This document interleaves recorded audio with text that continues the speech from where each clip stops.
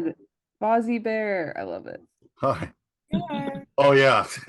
It's awesome. You got I the love that movie on movie. the TV. You got Fozzie Bear. Yes, yes. Yes, and Kermit's got a dune bucket with him too. So Did you all see it right. yet? So we ready? All right. So Good yeah, job. let's just get into it. Yeah, yeah, best to introduce yourselves and tell us about story behind Ben or story of Ben and Suzanne reunion in four parts. All right. My name is Shaun Seneviratne. I am the writer and director of Ben and Suzanne, a reunion in four parts.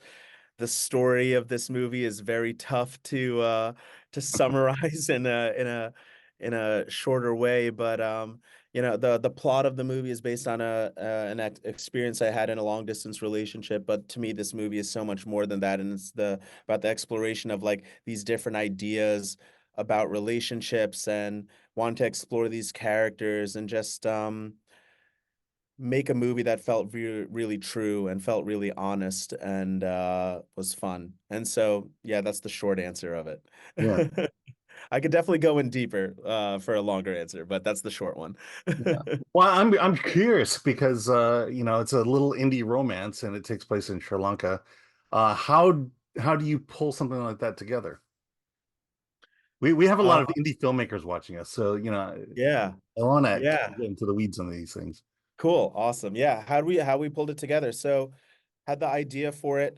Initially, it was going to be in India, and then my mom was like, "Why?" I'm Sri Lankan, and she's like, "Why are you filming in India?" And I was like, "Well, the story took place in India originally." And she's like, "Yeah, but this is your country, and like this is like these are your people," and like made me see it in this like different perspective. And the minute I switched to Sri Lanka, it actually opened up the story in this major way where I never felt beholden to like what had happened, and then it got to be really free and got to be like about like what this story that we were crafting really needed to be. And then for Sri Lanka, it's like it's a tough order. It's like most people's first feature is like the one location that they're able to have access to, and like we're doing something that's quite out of our depth. And I've been to Sri Lanka on vacation visiting family, but in this scenario, it very much was like, okay, no, we are like going to travel all around Sri Lanka. So the first part of it was just going to do the location scout. So it's obviously like there's all the mental stuff of just getting everything ready and feeling like you're ready to do it. And Anastasia and I had gone in February of last year to do a location scout and shoot a short. So one of the short films that we'd done leading up to this film in Sri Lanka. And then that's when we were like, experiencing the country, traveling around, and we had met with a production company over there called Vision Works. And then once they came on board, it was very much like, all right, the ball is rolling because once you pay that first check, then like everything else needs to You're committed. happen. Yeah. And this might sound crazy, but like I'm a firm believer in procrastination, and I think with procrastination comes there comes urgency. And so like it was like, okay, we're gonna shoot in July, and I just said it's like July 1st is when we're gonna do it. And then it was just always about working towards that. And so no matter what state things were in, right? Like I'd always been like sort of hampered in a way of like the script needs to be perfect. I need to have it perfect and it needs to be like done, done, done. And then I think of like my favorite filmmakers like Wong Kar-wai and Godard, and like they're like Wong Kar-wai was like writing his scenes every morning. Godard was like reading lines of dialogue into a headphone that the actors were wearing. And I was just like, that's really interesting, like that sort of process. And it allowed me that kind of freedom to be like, to step away from a perfectionist mindset. And so like essentially like when we went into production on the movie, it was with a script mint, right? There's scenes that are scripted, there are scenes that are still in treatment form, then got to be really collaborative in the way that like Anastasia, Sathya, and I would then develop those out. In terms of like the financing, this is really it's like a true DIY indie. There's no venture capitalist, there is no production company, there's no packaging. This was like whatever I had in my life savings, of which there's only $97 left. Um, Friends and family, like, and really just like my best friend since like middle school coming on board as executive producers and just having enough of that to be able to for us to afford to do production. And then also like all of us, like Sathya, Anastasia, and Doron, like we tapped into our resources. So it's really about like the community around us. And we just did a fundraising campaign for the finishing funds to cover up some of the like final costs of things. But it really was like true family indie production. Um, Once we were in Sri Lanka, like the production of it was like not dissimilar from like the way production goes in the US, like the hierarchies, structures, like all more or less like similar. You know, the biggest thing production wise for us was the strike. And so 2 days into our shoot, we halted Oh production. boy. It was, and that was tough. And we were essentially waiting in this sort of like purgatory of like, we know we're going to get this interim agreement because we're a true indie production, but when is it going to come through? And it really came, it's like it was a week. And what was nice about that week is like, we were rearranging things. We were really redeveloping like the story and just like getting much more direct and succinct with everything.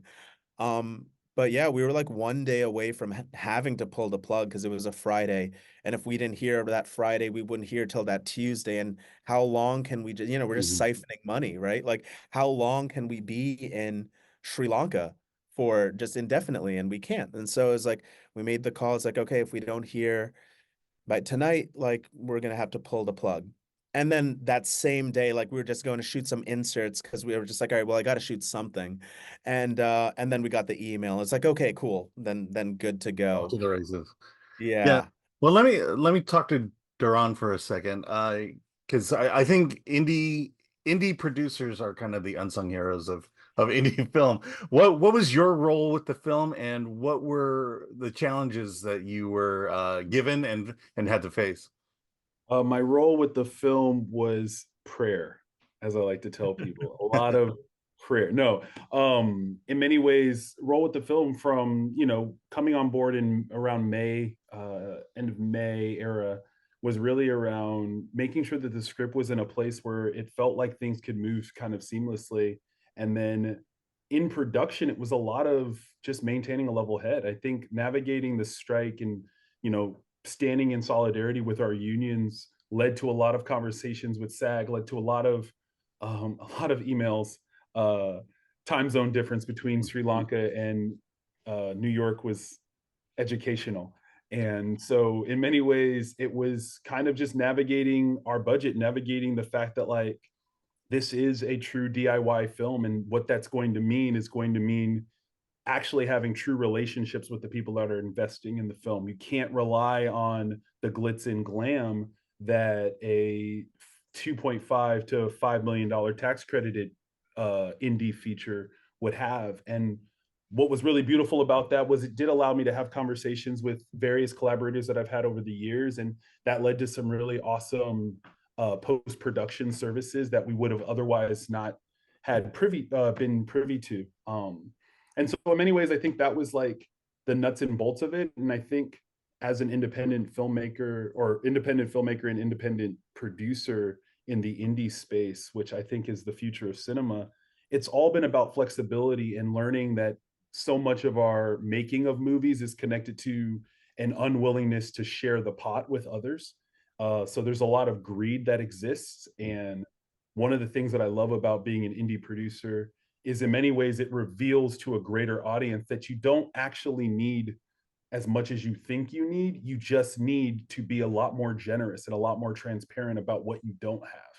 And by empowering other people to step in and fill certain shoes, you find that we're all actually working toward a common goal. And in many ways, what it's revealing, and I think this South by Southwest debut is going to be a testament to not just our faith in saying yes to the call, but in many ways, what happens when you don't wait for a gatekeeper to give you the stamp of approval. You realize that there were people who were just as qualified, just as talented, and just as high character, which is something that I always seek after as a producer, that are game to create.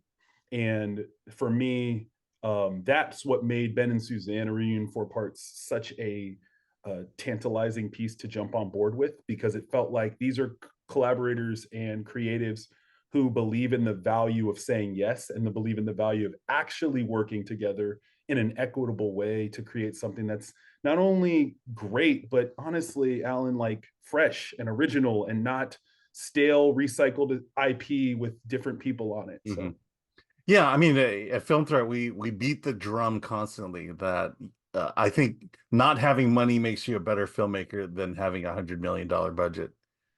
And I think you're right in the sense that indie film is the future of cinema at the moment, because I just don't think the big studios know how to make movies anymore, and yet they're being given so much money.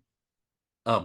So Shaun, let me ask you about the story itself. As a romance, this is a romance, and one of the aspects of a romance I don't think about all the time is this idea of that love is as much of choice as it is a feeling. And I feel like your film really hammers in on that point. Can you talk about that a little bit?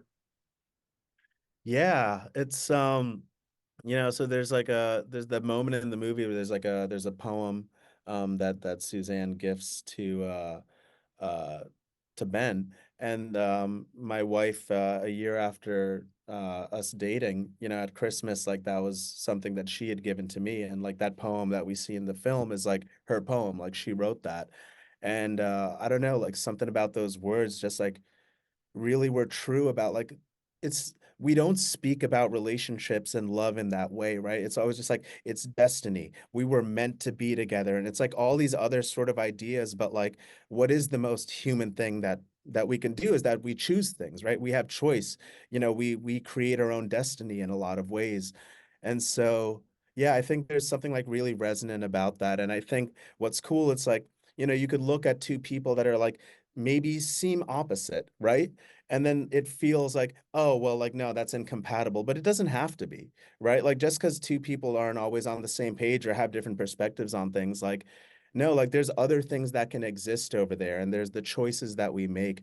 And so, yeah, that's not something I actually feel like I see too much in movies or that idea being explored. And so, yeah, I don't know. It all just felt like, just my experience of things and some of my perspectives and just like how I started to like think about this stuff. But yeah, I don't know, choice. I think it's like we don't give ourselves enough credit for like what our relationships are, and it's always credited to sort of like, well, this is Yeah. what it was supposed to be. It's like, yeah, but we're also continuing and we make this choice every single day, Yeah, right? it's work. It's absolutely Yeah. work every day. Yeah. So okay, let me talk to the leads. So yeah, Sathya and Anastasia. I probably butchered that Yeah, horribly. Sathya. Sathya. Okay, Yeah. and Anastasia. So I want to ask you because romance is a difficult genre to pull off, and I think actors. There's a lot of acrobatics that occurs there. What were the discussions like for your characters in terms of, you know, there's the performance that you see on screen, and then there's all this subtext. What was your approach to your characters, and what were the discussions like as you know, prior to actually shooting the first frame? Well, I think a couple things. One, you know, we started working together about 10 years ago on shorts leading up to this feature, and having that kind of relationship, that artistic relationship, friendship, creates a level of trust, like a foundational level of trust that we knew um, we could rely on, and if we needed to take risks or just, you know, we would have each other's back. So I think there's that. I also think like just there's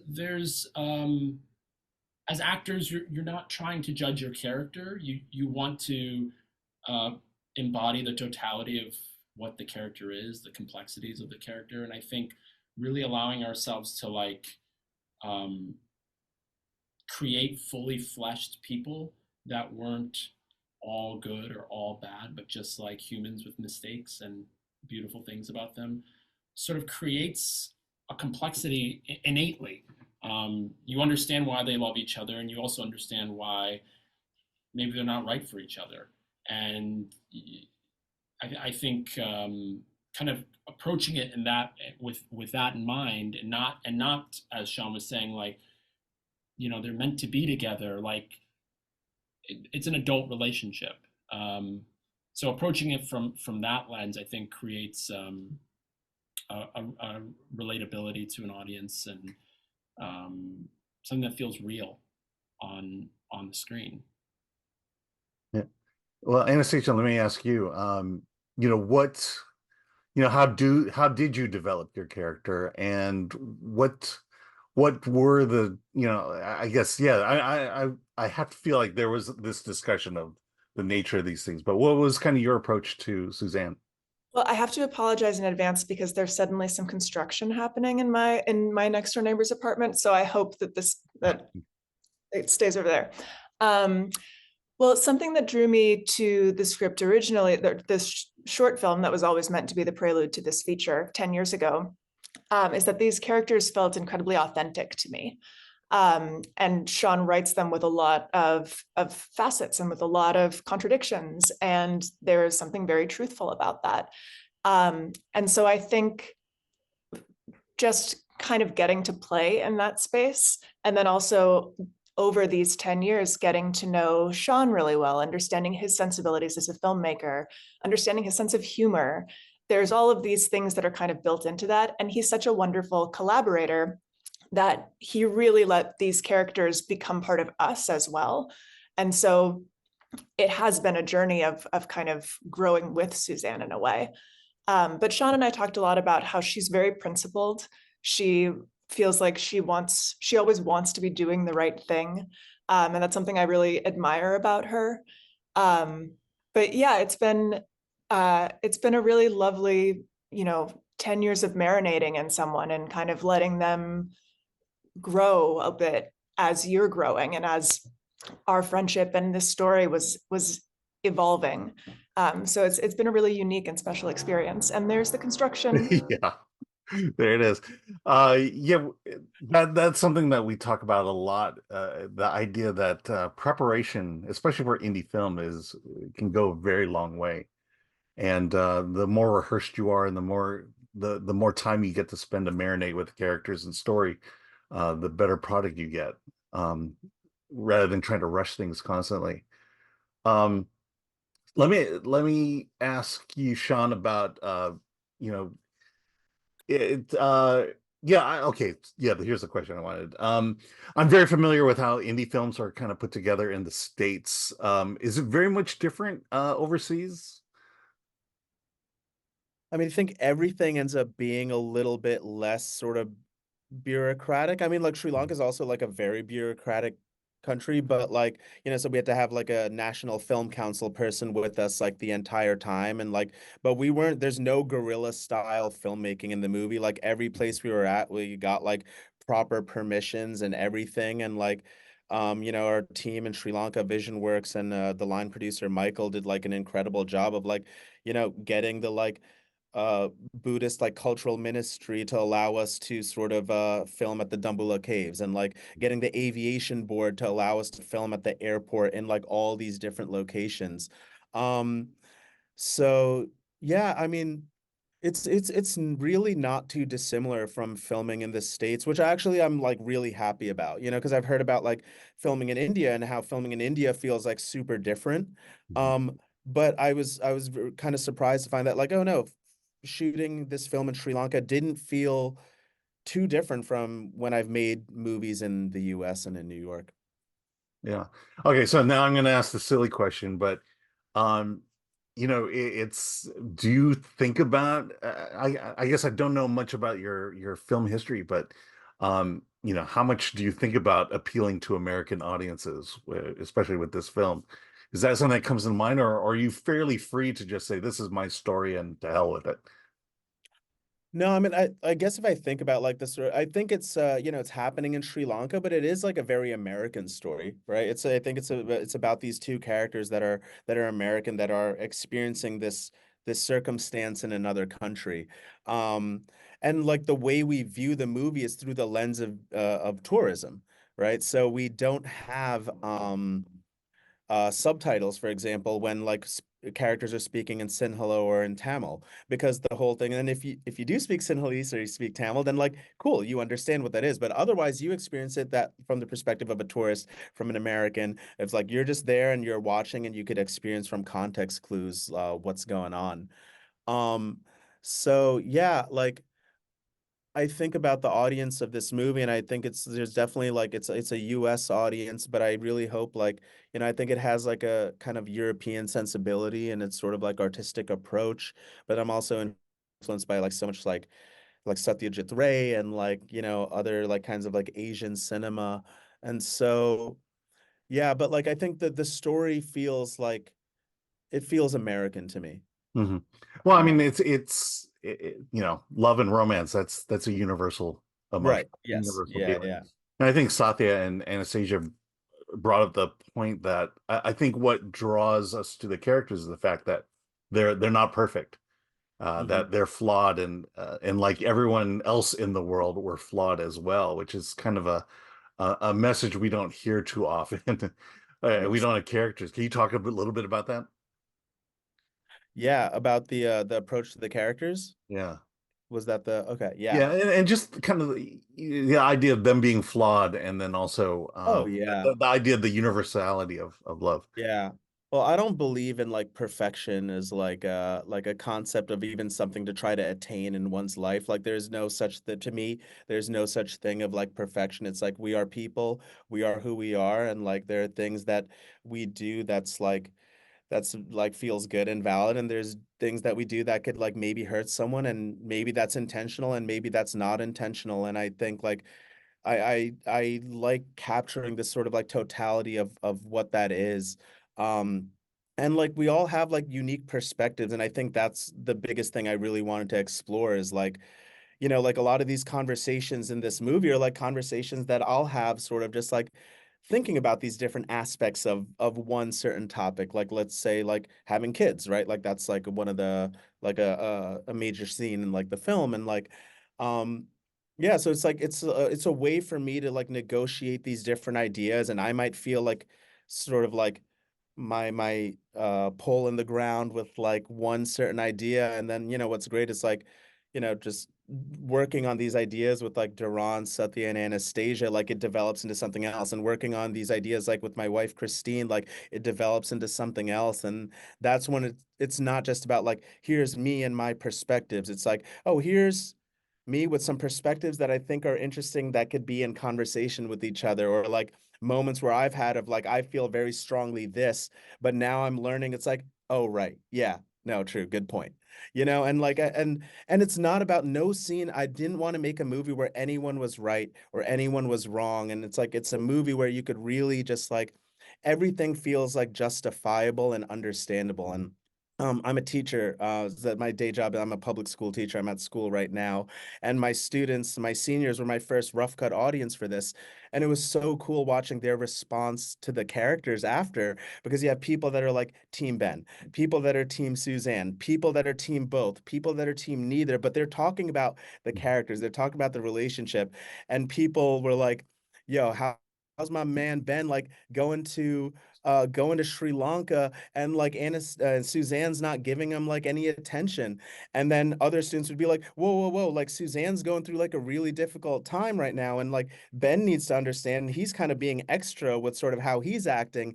And so it's like really cool. It's like, right, this is what it should be. Like everyone starts to see like the different side of things. And I think that's something that's kind of missing in sort of discourse, and that's missing um in culture and society as a Mhm. whole right now, is like how are we able to actually see and understand, like we might have a point of view, but understand and feel what someone else's lived experience and perspective might be. So yeah, these Yeah. are the kinds of things on my mind as I was writing this for many years. Yeah, I mean that's pretty amazing. The fact that your students get to watch your film being made, and the idea that they can engage with the story because they've been there, or they can Yeah. put themselves in either of your lead's shoes, which to Mhm. me is why we make movies, and Yeah. why people watch movies as well.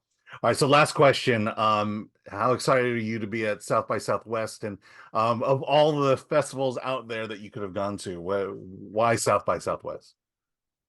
South by Southwest to me feels like it still has an indie sensibility. It doesn't feel like it's completely just like an industry festival.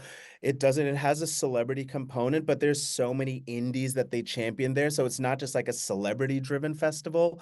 I love there's like a music festival. It's scrappy. Like people are gonna be like drunk on the streets. Like it kind of has a party vibe, and like I'm all about that. And so I think it's really cool. Like I think it feels truly like the right atmosphere. And the movie, I think, is like it's an alternative movie. Like I describe the movies I make as emo movies, right? They have a little bit of like a subculture alternative quality to it. And I think that feels appropriate for South by Southwest. So I think it's like the truly like the ideal launching pad for Ben and Suzanne. Yeah, I mean, I would agree. South by Southwest is definitely my favorite festival. The selections, again, you mentioned it, the Hollywood versus the indie. It's a good blend, and you can't beat that food. So there you go. Well, thank you very much. What day are you premiering at South by Southwest? March 11th, in the evening, I believe 7 o'clock. And then we'll be playing again March 12th and March 14th. But Okay, come out great. on the 11th because it's gonna be a good time. Awesome. Well, I'll much bring the success 4 to you. logo. All right. Much success to you. Thank you. All right, thank you very much, Alan. You're welcome. Thank you.